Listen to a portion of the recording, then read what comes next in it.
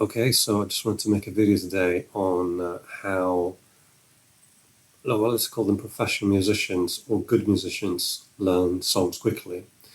And some of it has to do with ear training, some of it has to do with like knowledge of the instrument and or knowledge of music and songs. Here I'm going to just talk about like songs. No, I'm not talking about like orchestral stuff or pieces that you have to memorize from a chart. I'm talking about transcribing. Somebody says, learn this tune for tomorrow without any chart. So that could be in the style of pop, jazz, funk, rock, metal, or something like that. So you have a song and you have to memorize it. So I might do a second part where I do some examples, but I'm a bit aware of the copyright issues, so I wanted to just try first and explain the concepts, and then in a second video, I might want to just give some examples, and that if that video gets taken down, it gets taken down. It doesn't matter, because I wanted to have literally some like random pop songs or random songs in general in different styles, and show how I would approach that, learning that very quickly. And as I said, it's a combination of knowing your instrument, knowing ear trainings, meaning recognizing sounds, and functional harmony in a way. Functional harmony is when you abstract the chord within the key. So let's say there's a C to F in the key of C. Instead of just knowing that the chords are C and F, you would call them the 1 and the 4. Okay, I've all this stuff, you can look it up online. Functional harmony is quite, a thing that is done quite often in music, because reason being, instruments transpose and singer sings sing in different ranges. So the same song might be sung in different keys, because maybe a singer cannot reach a song is too, a melody is too high for a female melody is too high for a male singer or something like that. So you're constantly changing keys. Okay, first of all, you're given a song. The first thing I would do, obviously, is listen to it and check out the style. Is there a guitar part? That's all. Second, I would try, if I only have a few minutes, I would just learn the guitar part. And the guitar part could be as simple as, there are a couple of songs like, I don't know, like funk songs that literally have like simple one-line things. And if I don't have the time, that's the only thing I will learn. But if I have the time, I would probably learn the song with the chords as well. So know the form and the song. Usually that, because I've done it for so long, usually that happens in one pass. I can figure out that this song is intro, verse, chorus, or verse, verse, chorus, bridge. There's a guitar solo. So I memorize the form, and then while I'm listening to the song. The second thing I would do to learn the chords, and this is something I learned very early on, listen to the bass. The first thing I would do to check out the key and where the chords are moving is just listen to the bass. Obviously, if the bass is like,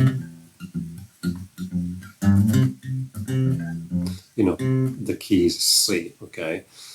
And that gives me an idea of the key, gives me an idea of how the chords are moving, if it's just a one chord song or something like that. If I struggle to hear some of the chords, again, I refer always to the bass. Second, learn to recognize the chord quality. Chord quality means, obviously at the basic level, pretty much everybody can figure out the difference between C major and C minor, or a major chord and a minor chord.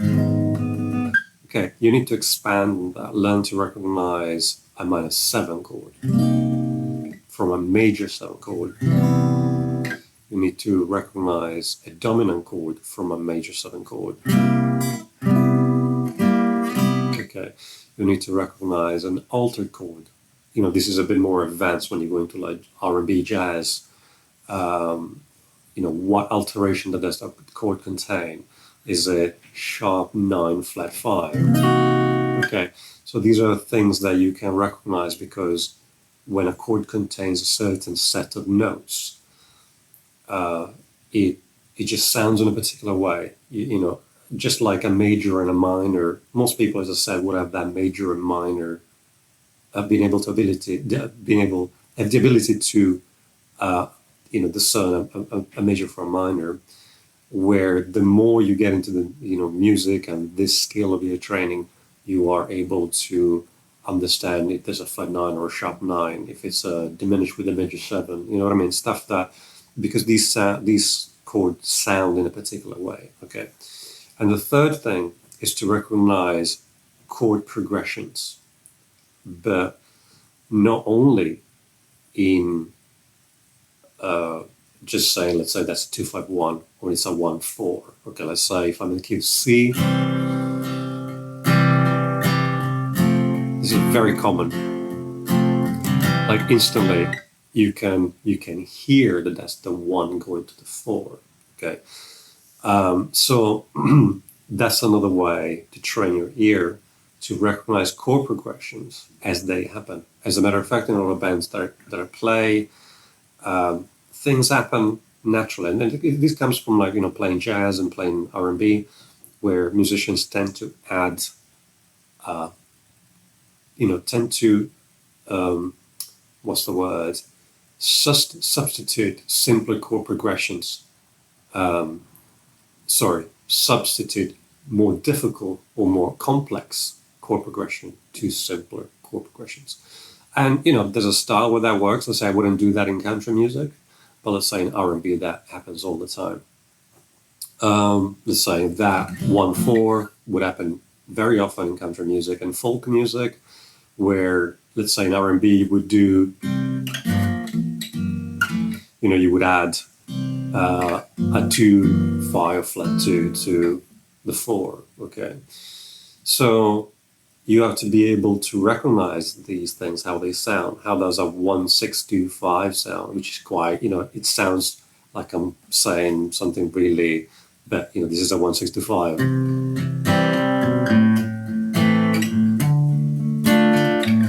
That's a 1-6-2-5, classic, Motown. Then you can play in different styles. You can play in jazz, but a lot of pop musics are actually 1-5-6-4 or variations on that, like 1-5-6-4. I can do it in different keys. Let's do it in G flat. 1-5-6. And this is what I was talking about earlier, functional harmony. Be able to recognize by ear these blocks of chords and be able to say, I'm in the key of XYZ, and that 1-6-2-5 would be these bunch of chords, these 4 chords. So that's a way to learn things very quickly, just because you recognize them, you know what key you're in, and that does the chords.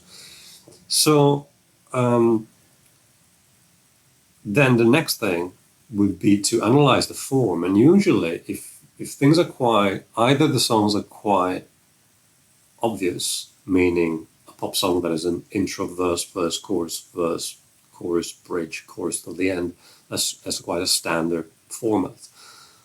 Or there maybe just a loop. There are tons of songs that are just a loop, and something will happen at some point. I can't remember what song I played just recently was the same thing throughout the entire song, and before the third chorus there was a bar, there was an extra bar. So this is the thing, try to remember what's different, not what's the same. Don't try to remember the chords of the first, second, third, but if they're the same, there's absolutely no point.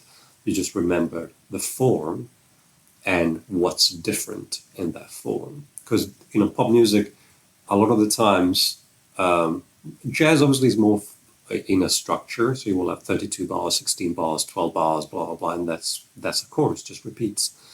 Where pop music, because sometimes they try to add in a lot of ear candy things, you will have a main loop, a main form, and then just to make it a bit more interesting, that they will add something that is different at some point. So don't always assume that a song that because the first minute sounds all the same, the song will be all the same till the end. Always listen to the whole thing, because I've been caught out many times going, oh yeah, unless I only have 1 minute, So I've been caught out with that, I'm the guy that plays when I'm supposed to have that extra bar that only happens once towards the end of the song. Okay, another thing is, as I said at the beginning, if you have the time, try to learn the song structure and some points, especially like words that are like in key points of the song. Okay, so before the bridge, this line happens. Or try to learn, if let's say that the song, as I was saying earlier on, is just like something like one of those very simple lines, try to learn the chords as well, because it has happened to me many times, or even like the basic keyboard part, if that's the main thing. It has happened to me many times to end up in a gig where I thought I'd play,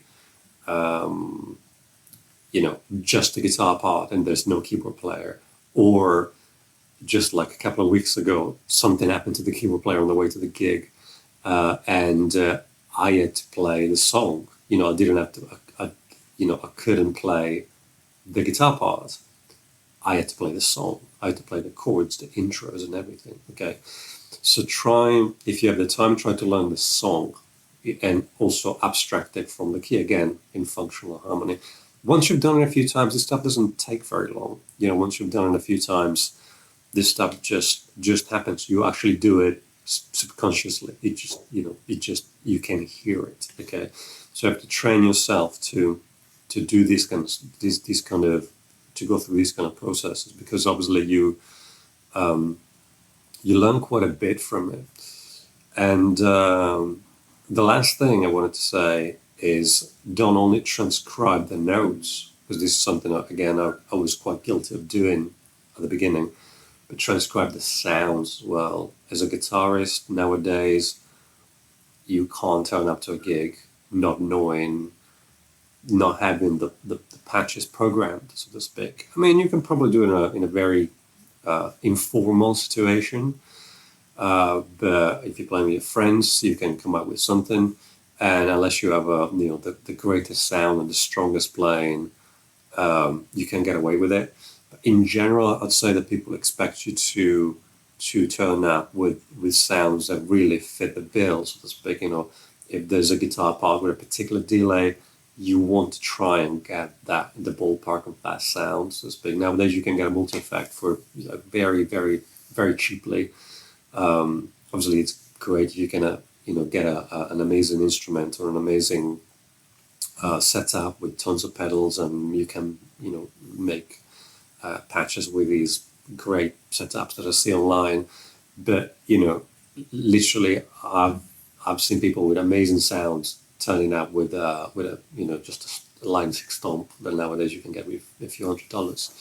So just learn to train your ear, because at the end of the day, sounds, whatever people call it, tone these days, whatever, it all lives inside your head. It's like you learn to